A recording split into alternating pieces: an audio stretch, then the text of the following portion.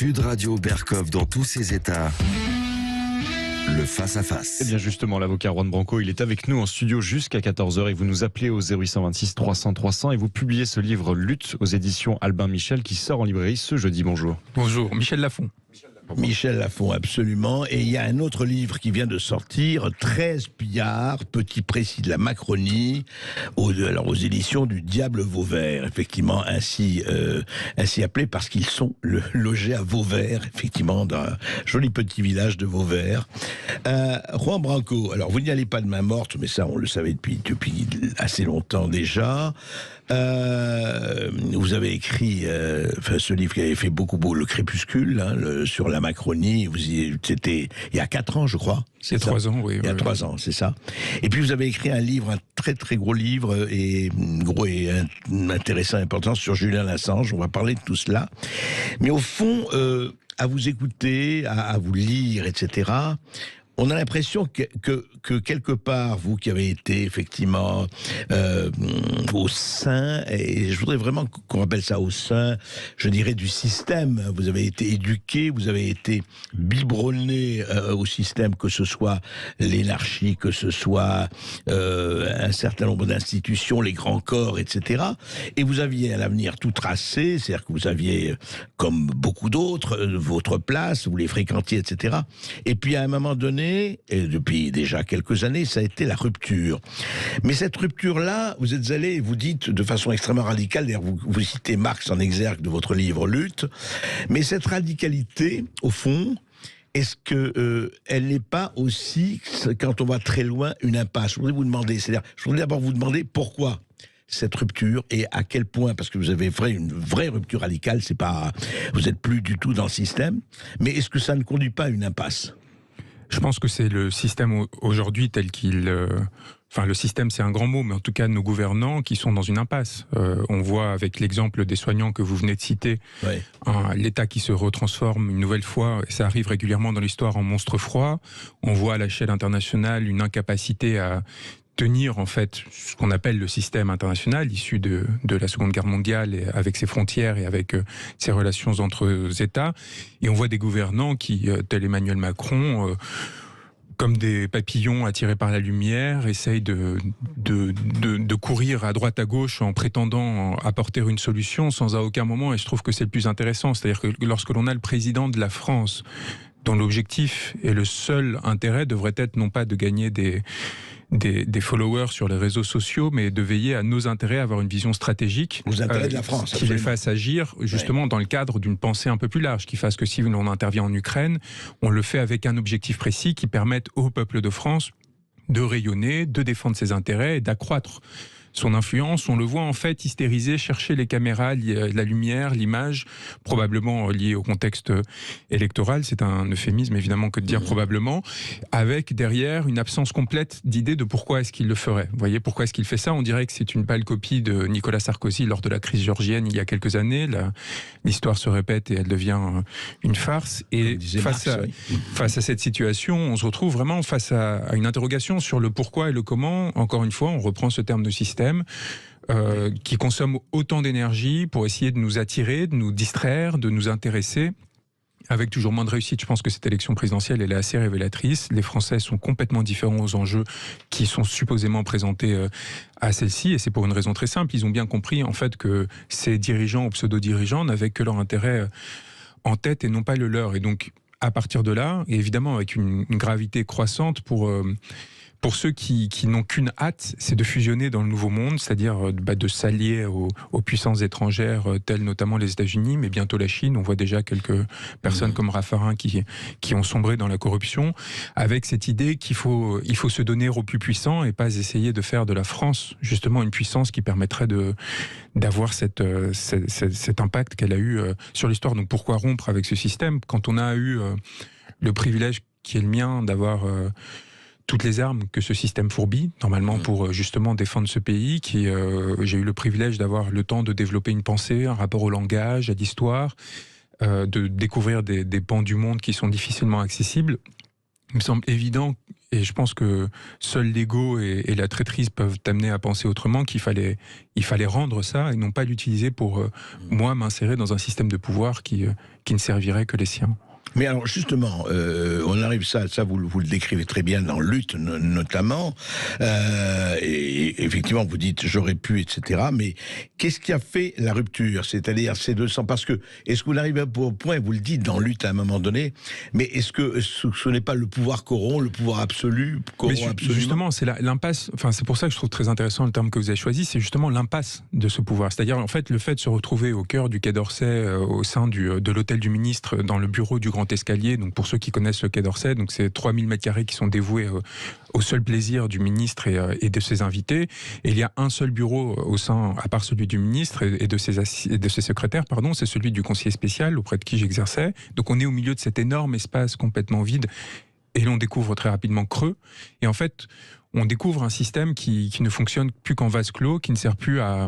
Vous savez, on a construit ces grands espaces pour impressionner les personnes que l'on accueillait, nos invités, mais aussi les Français, pour leur montrer qu'on était en capacité, en honneur de pouvoir les orienter, les accompagner, les diriger. Et lorsque l'on se retrouve là-bas et que l'on ne voit que des personnes qui sont obsédées à l'idée d'avoir tel poste, d'avoir telle jouissance, et qu'il n'y a aucune forme de vision, de réflexion et d'aucun rapport au réel, on se sent très dépourvu. Et ma chance ou ma malchance, c'est par exemple à ce poste-là d'y avoir été comme collaborateur extérieur du ministre des Affaires étrangères à 22 ans, à 23 ans, d'avoir été auprès du procureur de la Cour pénale internationale à La Haye, donc la personne chargée de lutter contre les crimes contre l'humanité et crimes de guerre, à 20 et 21 ans, parce que j'étais un peu précoce et ainsi et donc et après d'être à l'université de Yale, donc la concurrente de Harvard, à 24 ans. Et donc en fait, quand vous découvrez si tôt, trop tôt peut-être, ces espaces-là, vous ne pouvez pas avoir la jouissance de l'argent, du poste, du plaisir, ou alors vous êtes avarié. Vous êtes déjà quelqu'un qui est dans une forme de rapport de corruption au monde qui fait que l'on sait que vous ne vaudrez rien. Et j'en connais quelques-uns, mon ancien camarade de classe, Gabriel Attal, et quelques autres, parce qu'ils n'étaient pas seuls, ont parfaitement en fait suivi ce petit chemin insignifiant, indifférent, qui les amène aujourd'hui à être les porte-parole du néant. Et donc essayer de construire au contraire un rapport vital au monde, qui fasse que ces lieux soient nouveau remplis de quelque chose, vous voyez, soient pas désubstantialisés. Je pense que c'est encore une fois, si autrement ça ne se justifie pas, et toutes les polémiques sur les privilèges, la corruption de nos gouvernants ne naissent que de leur incapacité à faire quoi que ce soit qui justifie en fait ces privilèges-là. On va en parler tout de suite après cette petite pause. On va faire les informations et juste après on reprend avec Juan Branco. Et jusqu'à 14h, vous nous appelez au 0826 300 300 et nous évoquerons notamment le cas de Julian Assange, dont Juan Branco fut l'avocat du fondateur de Wikileaks. Ici Sud Radio. Les Français parlent au français. Je n'aime pas la blanquette de veau. Je n'aime pas la blanquette de veau. Sud Radio Berkov dans tous ses états. Et avec Juan Branco qui lui-même est dans tous ses états, deux livres, on va en parler, des 13 pillards, le petit précis de la Macronie. Alors là, vous donnez des noms, il y a un listing de noms d'ailleurs qui n'est pas et non des moindres, de Édouard Philippe à Evan Spiegel, en passant par Macron, Anne Lauvergeon, Thierry Breton, Martin Hirsch, Jean-Marie Messier, etc., j'en passe, et des meilleurs, Arnaud Montebourg. On va en parler de cela. Et puis, Lutte, votre récit, justement, qui résume un peu votre parcours. Et au fond, cette espèce de volonté de se dire, voilà, comme vous l'avez dit, j'ai connu le sérail et les détours, mais est-ce que vous ne l'auriez pas connu, je pose la question, peut-être trop tôt, non pas pour dire on va pas jouer à Antigone et Créon, mais pour dire effectivement... Et on voit très très bien, Juan Branco, vous cherchez une espèce de... Vous dites c'est pas possible, c'est corruption, etc. Mais le problème, c'est comment arriver à un pouvoir qui soit pur et angélique. Vous savez que ça n'existe pas, malheureusement. Alors ça a été une question que je me suis beaucoup posée, c'est-à-dire que on alterne souvent quand on a connu... ces sphères-là, entre le désespoir et l'envie d'en découdre, mais il ne faut pas que cette envie d'en découdre soit nihiliste, qu'il s'agisse simplement d'abattre un ennemi, comme c'était le titre de mon texte précédent, où justement j'ai essayé de résoudre la situation en proposant une autre configuration des pouvoirs qui fasse que le peuple est toujours prise en fait sur ces gouvernants, parce que c'est ça l'enjeu. La seule façon de limiter tout pouvoir corrompt, et la nature du pouvoir ne change pas, où que l'on soit, et même je voudrais même être encore plus fort sur ce point, quel que soit le régime dans lequel on s'inscrit. C'est-à-dire que pour moi, la nature du pouvoir, que l'on soit en Russie, aux États-Unis ou en France, est la même. Ce qui change, c'est la nécessité de faire usage de la violence par les gouvernants contre leur population pour leur imposer leurs décisions. En fait, la nature de votre pouvoir va changer selon votre capacité, pas la nature justement, pardon, mais les modalités d'exercice de votre pouvoir vont changer selon votre capacité à créer du consentement. Plus vous arrivez à créer du consentement au sein de la population par rapport à vos décisions, moins vous avez besoin de violence. Et plus en fait vous êtes en tension vis-à-vis de ces populations, et plus votre violence va s'accroître, mais de façon... C'est-à-dire que les fictions comme l'état de droit ne restent finalement que des mots. C'est-à-dire que des mots qui ne protègent que jusqu'au moment où le pouvoir a lui besoin de se protéger de vous. Et à ce moment-là, comme on l'a vu pendant cette crise, comme on l'a vu de façon générale sous le quinquennat d'Emmanuel Macron, dès que vous avez des personnes qui n'ont pas de légitimité, d'expérience de vie et qui n'ont pas d'intérêt en fait à servir la population, eh bien ils vont accroître naturellement leur violence, et toutes ces instances que l'on paye très cher, comme le Conseil constitutionnel, le Conseil d'État et ainsi de suite, vont se révéler pour ce qu'elles sont, des maisons de retraite pour un certain nombre de politiciens d'un côté, et de l'autre une extension du pouvoir d'État en fait, qui va avoir la même froideur que l'État, qui va s'attacher à défendre l'État contre ses populations si nécessaire, afin de maintenir ses institutions. Donc il ne faut pas avoir de fantasme d'une part sur la capacité à transformer ontologiquement le pouvoir, mais de l'autre côté, il ne faut pas rentrer dans une forme de nihilisme. Il faut d'abord penser que on est aujourd'hui quand même dans une situation exceptionnelle par le niveau de dérive de nos gouvernants, à l'échelle française en particulier, mais aussi on le voit dans cette mondialisation. On le voit ailleurs, oui. Et il est tout à fait possible en fait de résister à ces dérives et de construire quelque chose qui soit justement beaucoup plus structuré, beaucoup plus en défense des populations. Ça, je n'ai peur pas cet espoir, y compris en continuant à exercer le pouvoir sous des institutions qui soient relativement classiques. Après, il faut aussi des personnes qui aient une réflexion d'un peu long terme et commencent à s'interroger, par exemple, la crise énergétique, la fin du pétrole, tout ça, ça va transformer nos sociétés radicalement, et donc la façon de les diriger. C'est-à-dire qu'on va aller naturellement vers une autonomisation des citoyens, dans des petits espaces, parce qu'ils vont produire leur propre énergie à des échelles bien plus réduites, à terme, hein, pas dans les 5 années qui viennent. Et donc naturellement, ça va transformer radicalement le pouvoir. On va revenir probablement à des cités-États, voire à des échelles encore plus réduites, avec du coup, en fait, peut-être moins de tension par rapport à... Et donc plus de contrôle de la population sur ces voilà. Et donc à partir de là, on peut commencer à réfléchir à comment préparer ça, comment investir pour créer une société. Donc la pensée, elle est très utile, mais la pensée, justement, elle ne se fabrique que si vous êtes non pas dans un état de satisfaction par rapport au monde, et comme le fait la Macronie principalement, c'est-à-dire chercher à intensifier son rapport au monde tel qu'il existe aujourd'hui, mais au contraire de le transformer pour servir les gens. Enfin, vous savez, il y a pas de... On parle souvent, et ce texte est là pour revenir sur ces années d'engagement d'abord au sein de ces institutions. Il n'y a pas du tout d'héroïsme dans ce que je fais. Vous imaginez pas la gloire et l'honneur que j'ai tiré à l'idée d'être, en tant qu'avocat cette fois, aux côtés des manifestants lors du convoi de la liberté, et auparavant des Gilets jaunes. La chaleur que ça apporte, le sentiment de justice fait que, en fait, ça abolit en grande partie l'amertume de la défaite que l'on connaît beaucoup plus souvent lorsque l'on est du côté du peuple. Et ça, c'est quelque chose auquel on n'est pas habitué lorsqu'on est formé dans ces grandes écoles. La défaite, en fait, tout est fait pour l'esquiver. Vous voyez, le sentiment d'échec, et donc évidemment c'est un peu brutal quand on le découvre assez tardivement dans la vie, et en même temps ça crée un rapport à l'empathie, à l'autre, et on comprend en fait ces brisures et ces personnes qui sont méprisées, qui sont insultées quasiment dans les chaînes et radios de télévision, chaînes de télévision et radio, par ces porte-paroles du gouvernement, ces ministres, ces personnes qui en fait, s'étant construits dans une bulle protégée du monde tel que je l'ai connu, ne peuvent pas s'identifier. Mais comment ça se fait alors ? Juste revenons sur cette... Puisque c'est à 25 ans que vous avez effectivement découvert et côtoyé. Comment il se fait qu'il y a des gens là-dedans ? On les généralise pas, il y a des gens intelligents, il y a quand même des gens qui réfléchissent, des gens lucides.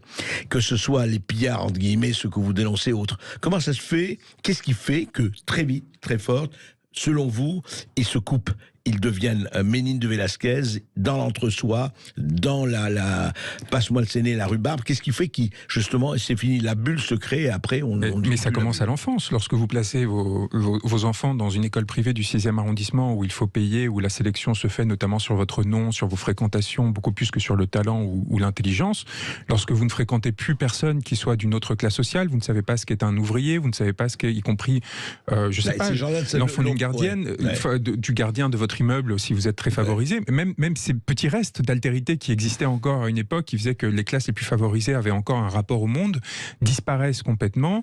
Et donc dès l'enfance, vous avez cet entre-soi hyper chloroformé dans lequel vous allez de soirée en rallye, en passant par les maisons de campagne, où vous construisez un habitus, ce que disait Bourdieu, et ensuite, eh bien, la porte est ouverte parce que les parents de vos amis, ainsi de suite.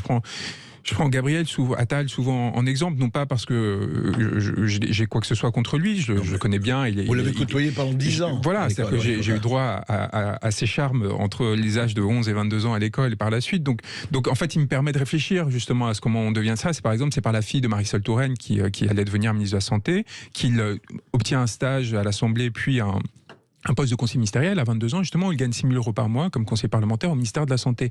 Alors qu'il n'a aucune expérience, évidemment, de l'hôpital, de la médecine, il a fait Sciences Po, il n'a même pas eu son diplôme. Enfin, vous voyez, il n'est pas du tout dans...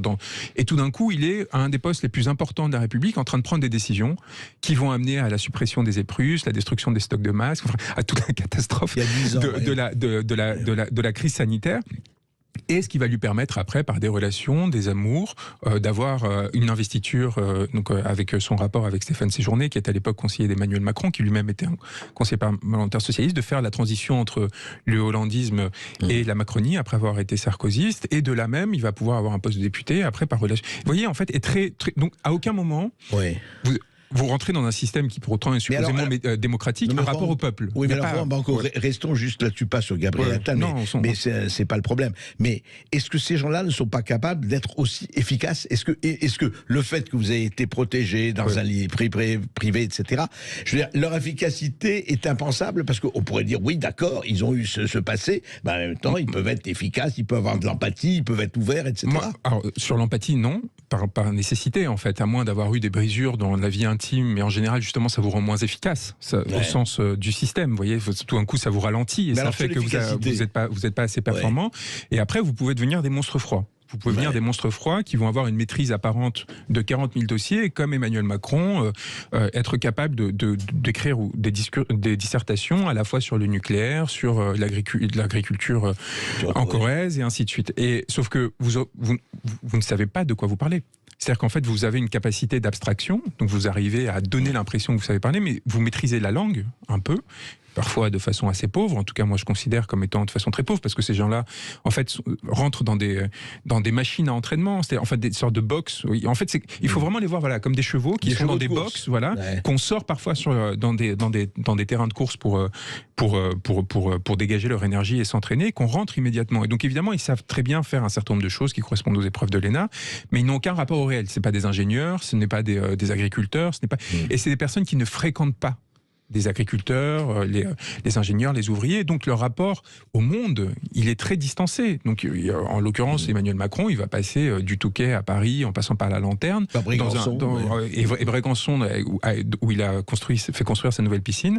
Il va dans un petit vase clos où il va voir que des personnes qui lui ressemblent et qui du coup en fait vont l'amener à être surpris lorsque des Français commencent à le pourchasser après avoir mis le feu à une préfecture au Puy-en-Velay, parce qu'ils veulent les triper. Pourquoi ? Parce qu'en fait, à force de mépris, de distanciation par rapport au peuple, il s'est montré incapable de lui apporter quoi que ce soit. Et on pourrait espérer que la contrepartie de ça fasse qu'il ait eu le temps de déployer une pensée, parce qu'en fait, ils ont beaucoup de temps libre, ces gens-là, ils ont beaucoup de loisirs. Et puis on pourrait espérer qu'ils soient un peu efficaces. On va juste en parler après une petite pause avec vous, Juan Branco. Et que ce soit pour poser vos questions à Juan Branco au 0826 300 300 ou pour nous rejoindre demain à Toulouse et participer à l'émission où nous serons au Capitole, place du Capitole, vous nous appelez. Ici Sud Radio. Les Français parlent au français. Les carottes sont cuites. Les carottes sont cuites. Sud Radio Berkov dans tous ses états. Et avec Juan Branco, 13 pillards, petit précis de la Macronie au Diable Vauvert, aux éditions du Diable Vauvert, et Lutte, qui va paraître dans 2 jours chez Michel Lafon. Effectivement, un récit. Hors antenne, on en parlait, Juan Branco, vous m'avez dit que vous avez suivi là les dernières manifestations des combats pour la liberté, vous savez, après le Canada, effectivement en France et ailleurs, d'ailleurs, en toute l'Europe. Et il y a eu effectivement des convois qui sont ébranlés vers Bruxelles, etc., pour réclamer plus de liberté, sur le pass vaccinal, etc. Et vous me disiez là que vous avez rencontré une violence qui était inusitée depuis les Gilets jaunes et peut-être encore plus forte. J'ai eu la chance et l'honneur d'être à leur côté et de voir en fait la violence policière s'abattre dans la démesure de façon encore plus considérable qu'avec les Gilets jaunes. Comme vous savez, j'ai fait quasiment tous les actes des Gilets jaunes et j'étais à leur côté comme avocat, comme manifestant, pour le coup comme personne mobilisée.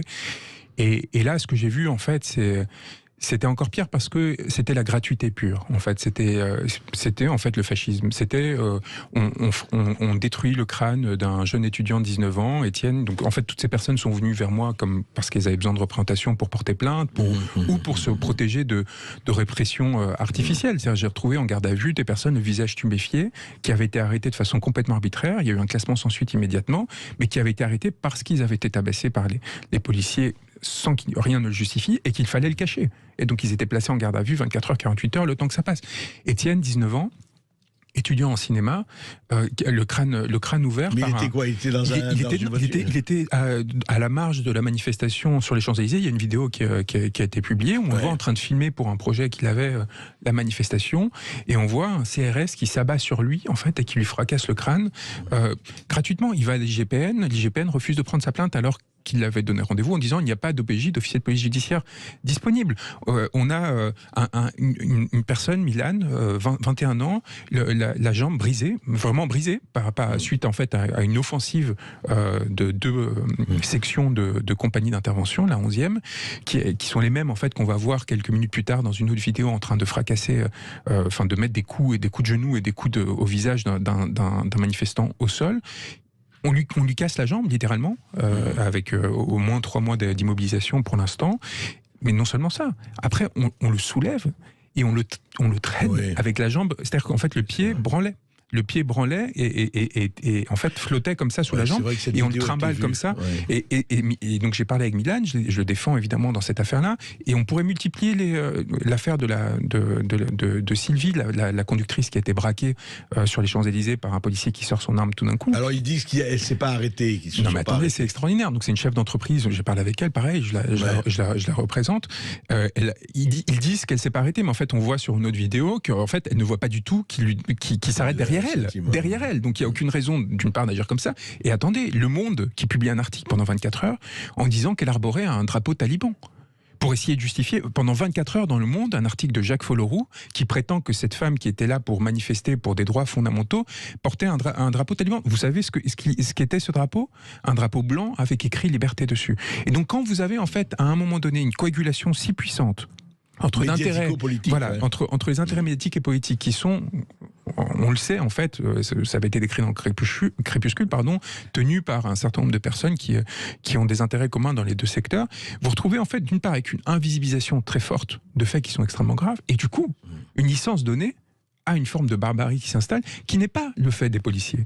Et moi, en fait, je suis désolé à chaque fois que je porte plainte ou que j'accompagne un de ses clients pour porter plainte contre un policier, parce que je sais en fait qu'il y en a un qui va payer pour des instructions qui sont politiques. Oui. Et lorsque vous avez interdit pendant 4 jours d'affilée, sur l'ensemble de Paris, des manifestations, sur le préfet de Paris, le préfet de police de Paris, que c'est validé, et que vous avez des centaines de contraventions qui tombent aléatoirement, parce qu'en fait, du coup, n'importe quelle personne se trouvant dans le périmètre éventuellement se retrouver verbalisable. Donc en fait, vous ouvrez la porte à l'arbitraire le plus absolu, dans l'indifférence complète d'une grande partie des Parisiens qui ne sont pas du tout sensibles aux questions de liberté, des droits fondamentaux par rapport au vaccin et ainsi de suite, mais qui devraient s'interroger sur ce à quoi ils ouvrent la porte en acceptant ce nouvel ordre dont il se pense protégé aujourd'hui, mais qui demain, en fait, les attaquera et les touchera.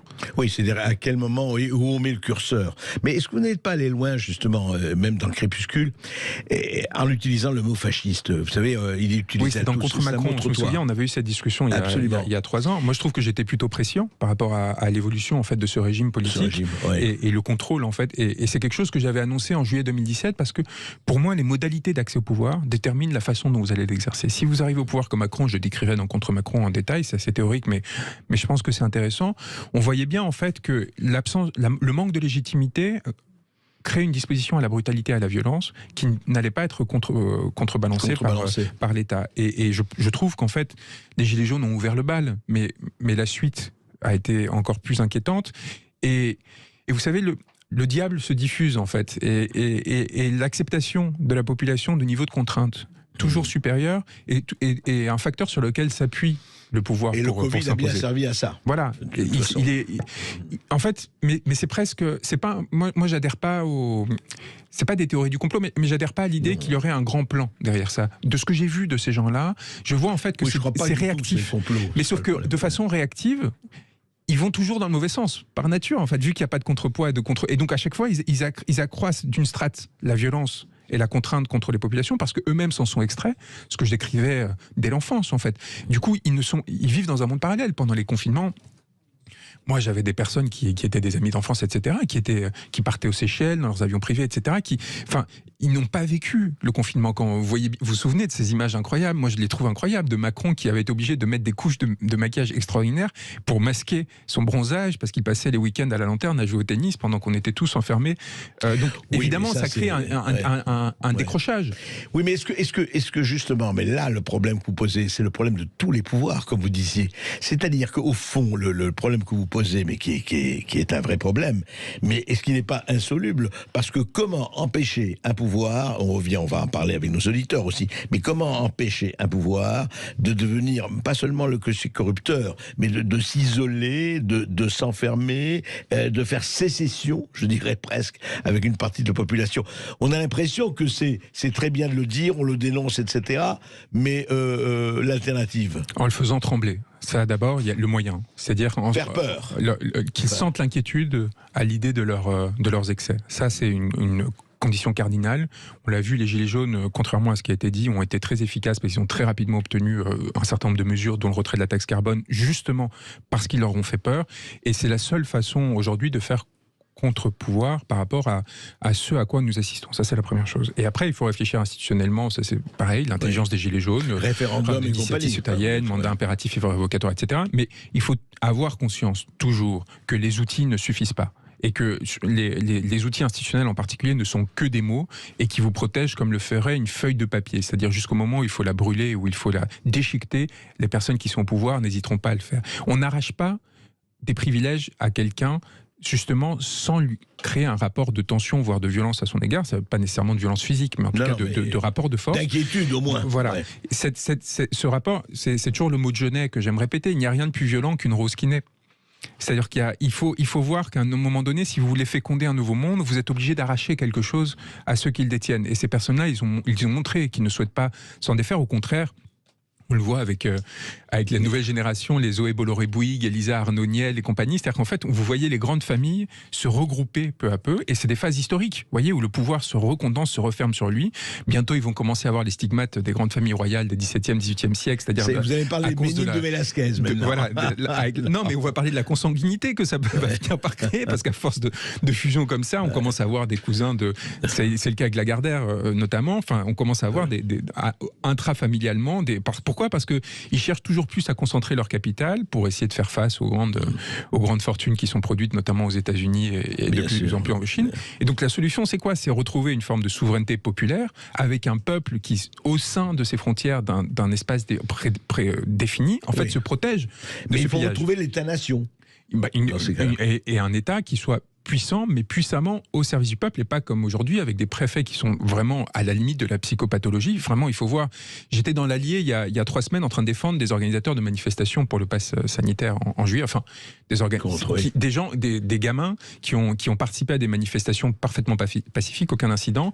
Mais à un moment donné, le pouvoir avait besoin de têtes à trancher. Et donc, en fait, ils ont demandé aux policiers de leur indiquer des organisateurs potentiels pour pouvoir faire l'exemple et faire des procédures judiciaires contre eux. Donc, ils ont pris un gamin de 17 ans et 2 autres de 19 ans. Ils leur ont dit, est-ce que ça serait important pour que ça se passe bien que vous signiez une déclaration à la préfecture pour la prochaine manifestation. Ils n'étaient pas organisateurs du tout, donc ils sont tombés dans le piège. Ils ont fait le truc, bam, tout de suite après, ouverture d'une enquête préliminaire, mise en garde à vue, placée en garde à vue, et pour que la garde à vue soit prolongée, ils rajoutent au délit d'organisation de manifestation non déclarée celui d'entrave à la circulation. Ce qui est extraordinaire, ils sortent du code de la route une infraction. Toute manifestation, une entrave à la circulation. Si on commence comme ça, il fallait des têtes. Non, mais attendez, donc des gamins, dont un mineur, ça c'est la première chose. Et ils le mettent en garde à vue, ils les convoquent, et dans l'attente de leur procès, c'est quand même des petits délits. Enfin, à la limite, vous mettez une amende, s'il fallait faire une amende. Qu'est-ce qu'ils font ? Ils leur mettent un contrôle judiciaire avec interdiction de fréquenter l'ensemble du département de l'Allier, où ils vivent, où ils travaillent. Qu'est-ce qui se passe ? Il y en a un qui est très respectueux de la loi, un enfant de la DAS, qui essaie de se construire, le pauvre, qui justement a trouvé justement dans ces questions une façon d'affirmer sa citoyenneté, etc. Il part en Belgique, terrorisé. En fait, il trouve une famille qui l'accueille en Belgique, il part en Belgique. Mais il y en a un autre qui est né à Vichy, qui en fait, qui à un moment donné part quelque temps, mais il se dit, mais je peux pas attendre 6 mois parce qu'il faut 6 mois pour qu'il soit jugé. Donc il revient à Vichy, il prévient la police, il leur dit, écoutez, j'ai trouvé un travail, il faut que... Et lui, ils lui disent, pas de problème, vous inquiétez pas, on va ajuster le contrôle judiciaire. Donc son avocat fait les démarches. Il est contrôlé une fois, les policiers comprennent la situation, 2 fois, 3 fois, 4 fois. Déjà, qui se fait contrôler 5 fois en quelques semaines par les policiers, c'est déjà étonnant. Et à la 6e, comme par hasard à la veille de Noël, il décide qu'en fait, il était en violation de son contrôle judiciaire et ils lui font passer les vacances de Noël et le Nouvel An en détention provisoire. Pourquoi ? Parce qu'il aurait organisé une manifestation sans aucun incident en juillet, sans l'avoir déclaré. C'est-à-dire sans avoir signé un papier. Et je me retrouve à les défendre 3 semaines plus tard à Vichy devant le tribunal, avec la juge qui leur dit, mais attendez, c'est juste une question de papier. Mais je dis, mais vous vous rendez compte, pour une affaire de papier dont on voit bien le piège dans lequel ils sont tombés, vous avez fait passer un gamin de 20 ans 3 semaines en détention provisoire.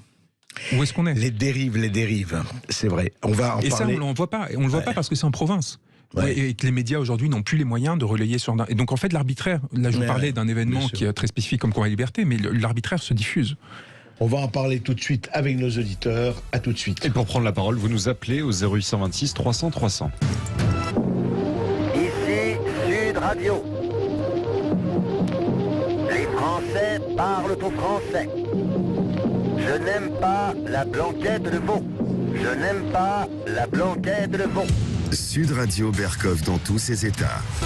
Et direction le Var avec Sylvie qui nous appelle au 0826 300 300. Bonjour Sylvie. Oui, bonjour Sylvie. Oui, bonjour André, bonjour à votre invité. Moi j'avais une question à poser à Monsieur Branco parce que je le suis depuis le début de cette crise et avec grand intérêt. Et c'est un personnage qui me fascine.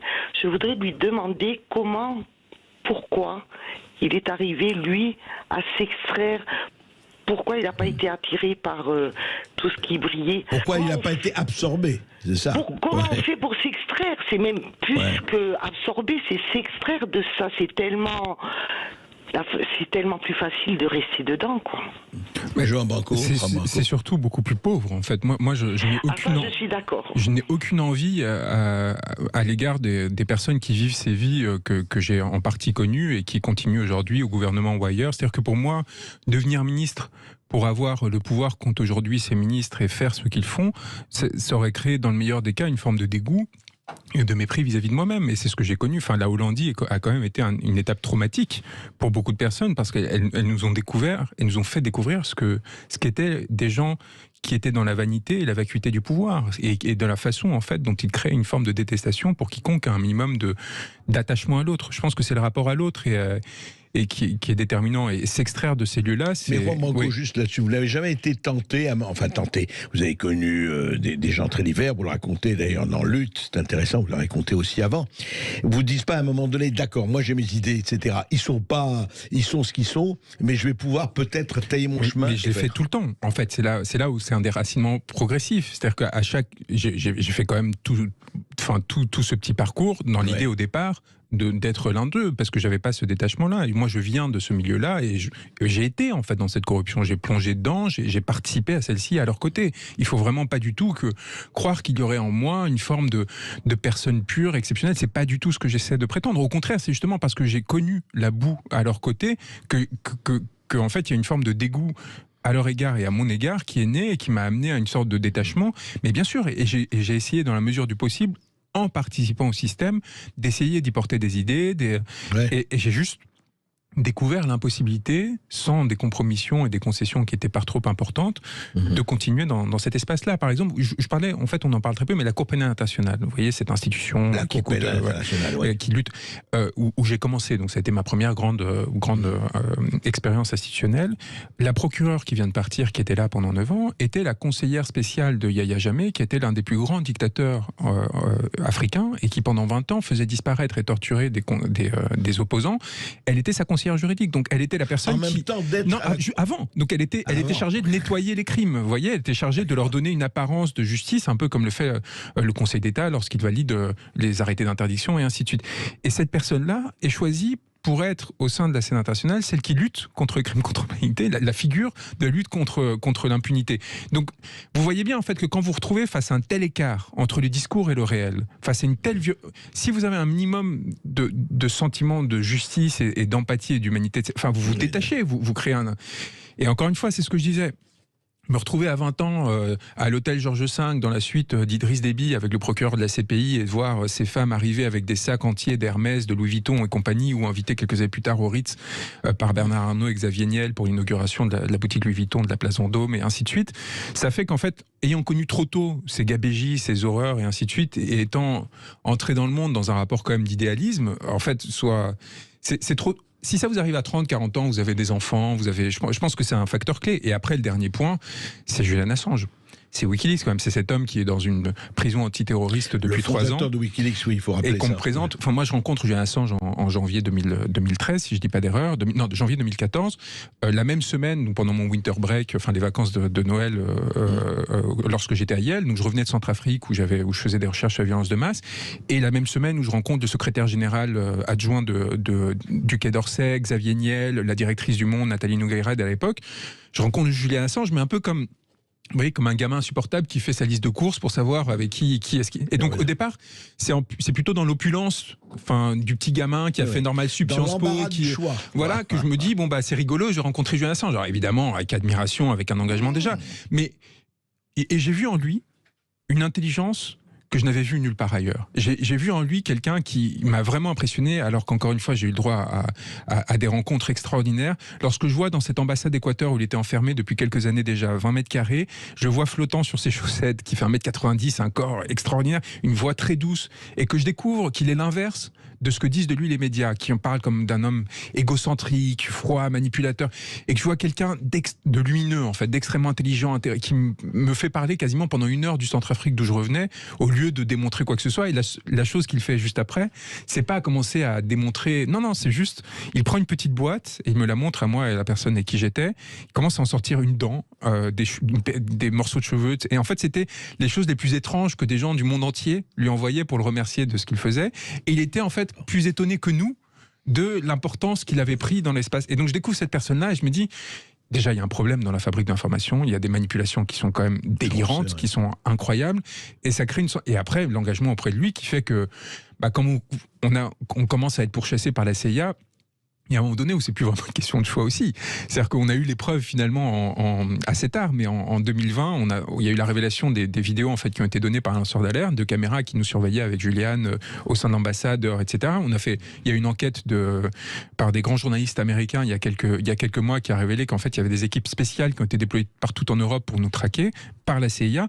Donc, qu'on était, voilà, moi j'avais 26-27 ans, lui c'était un Australien qui venait du bush, du fin fond de l'Australie, enfin, vous voyez, qui venait quand même d'un monde complètement différent, et on était très peu.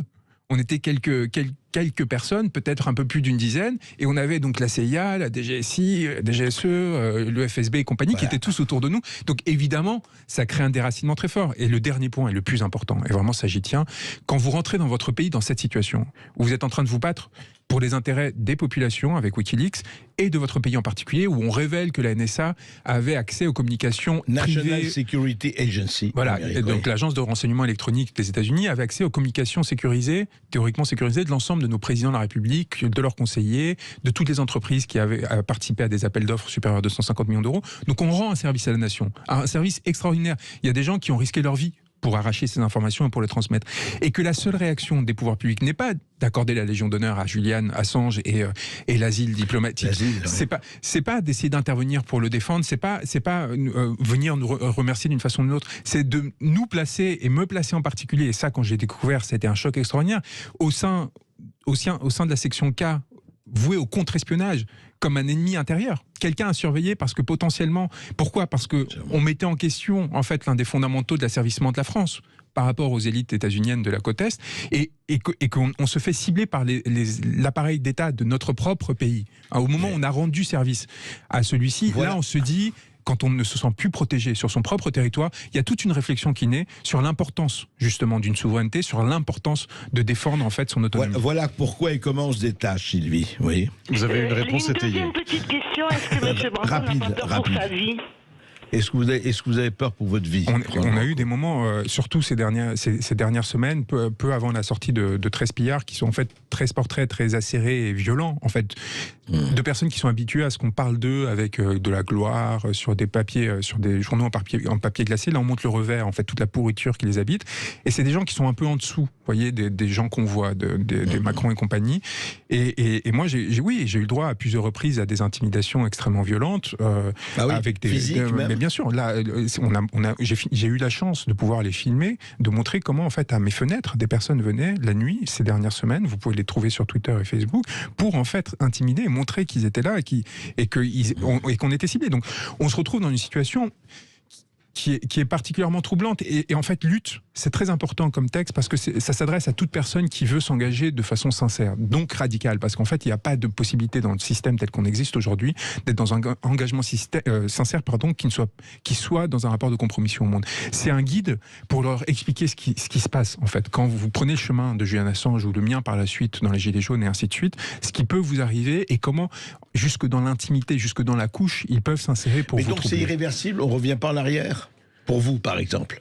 On est dans un rapport moi, en fait, je trouve ma richesse aujourd'hui, les miens, ce sont ceux, en fait, qui sont au sein de la population française en résistance par rapport à ces compromissions. C'est pour ça que... vous trouvez, oui. Et c'est eux qui m'ont protégé, c'est eux qui m'ont sauvé. Au moment où, justement, vous avez des émissaires qui viennent vous voir à cause de Wikileaks pour vous menacer, vous intimider, ainsi de suite, et que vous n'avez personne pour vous défendre parce que, justement, vous êtes sans compromission, donc vous ne faites pas d'accord avec telle puissance étatique ou compagnie, les seules personnes qui peuvent vous sauver, c'est les populations. Et lorsque les Gilets jaunes ont émergé à un moment qui était critique pour nous tous, à la veille de l'arrestation de Julian Assange, et vous imaginez bien que l'arrestation de Julian Assange, elle était liée à un mouvement beaucoup plus large pour démanteler en fait ces structures de résistance autour de Wikileaks, donc on était ciblés individuellement, personnellement.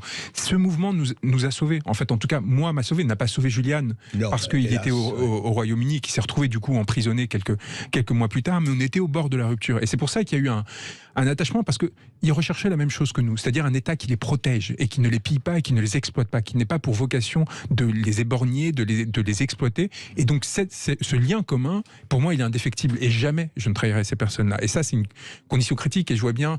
C'est intéressant parce que du coup, ça crée une haine dans certains secteurs qui, en général, accaparent le rapport populiste, etc., que ce soit au sein de l'État, mais aussi chez leurs idiots utiles, les Soraliens et compagnie qui commencent à lancer du rumeur en disant mais il doit être franc-maçon, ça doit être le fils d'Attali, je sais pas quoi. Et leur objectif, évidemment, c'est d'essayer de créer un discours d'impuissance. Quand on veut noyer son chien, on l'accuse de la rage, c'est ça. Oui, et parce que des gens comme pourquoi pas en parler, je trouve ça intéressant, des gens comme Alain Soral jouent le rôle d'idiot utile du système. C'est-à-dire des personnes qui proposent un discours d'impuissance. En fait, ils ne mènent nulle part. Et nous, au contraire, on est en train d'essayer de construire l'inverse, c'est-à-dire quelque chose qui permette en effet de retrouver notre souveraineté. On en parle tout de suite après cette petite pause. Et vous restez avec nous jusqu'à 14h. Vous nous appelez au 0826 300 300. Radio. Les Français parlent au français. Les carottes sont cuites. Les carottes sont cuites. Sud Radio Berkov dans tous ses états. Et nous sommes maintenant avec Maryse de Talence qui voulait interpeller Juan Branco. Bonjour Maryse. Bonjour Maryse. Oui, bonjour. Bonjour à tous les deux.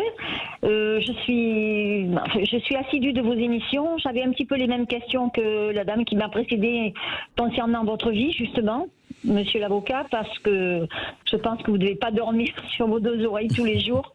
Je suis vraiment navrée, j'en parle souvent, du manque de soutien à monsieur Assange, parce qu'on l'a oublié. Et je suis aussi désolée pour tous ces soignants. Ouais. Parce qu'on les méprise, ils ont un salaire, les méprise et on les affame, hein, parce qu'ils n'ont plus rien. Oui. Ouais. C'est une honte. Je vous assure que je suis fille de résistante et de maquisard, mais je me dis, mais quelle honte cette France. J'ai honte d'être française maintenant.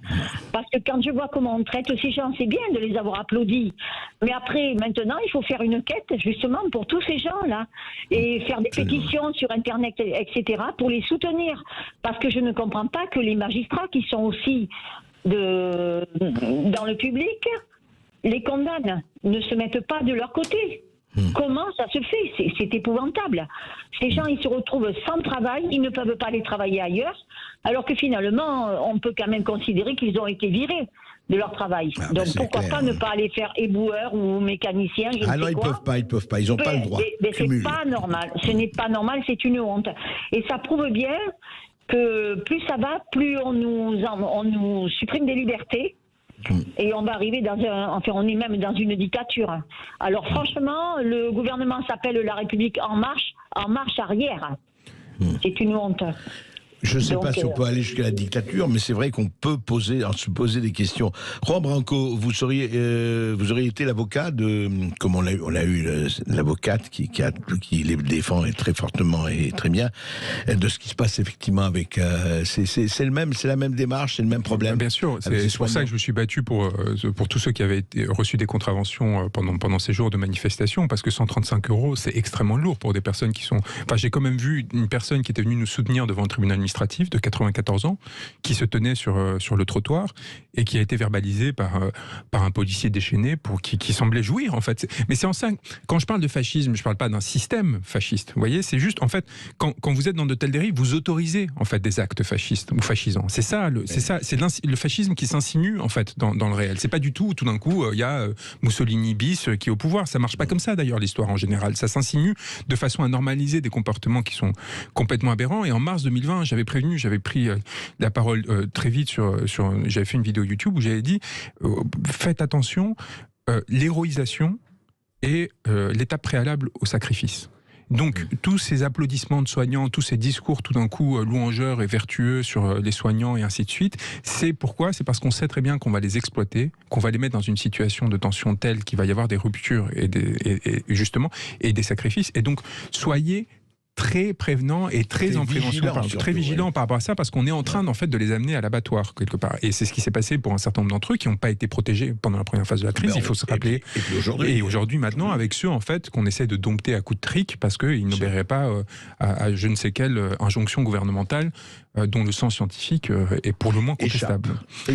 Et nous allons maintenant dans le Bas-Rhin, dans la peut-être future ancienne région Alsace, avec Pierre qui nous appelle. Bonjour Pierre. Oui, bonjour Pierre. Bonjour André, merci beaucoup pour la qualité de vos émissions. Je suis un auditeur assidu. J'aurais une question à poser à Juan Branco, parce que et c'est un peu en lien avec le début de votre émission. Oui. Depuis 2 ans et même un peu plus longtemps, c'est un silence assourdissant du côté des syndicats.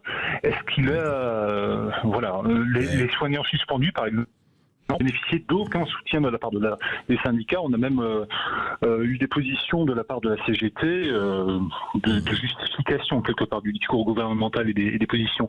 Quelle est son analyse sur cette question? Mais quel rôle jouent les syndicats?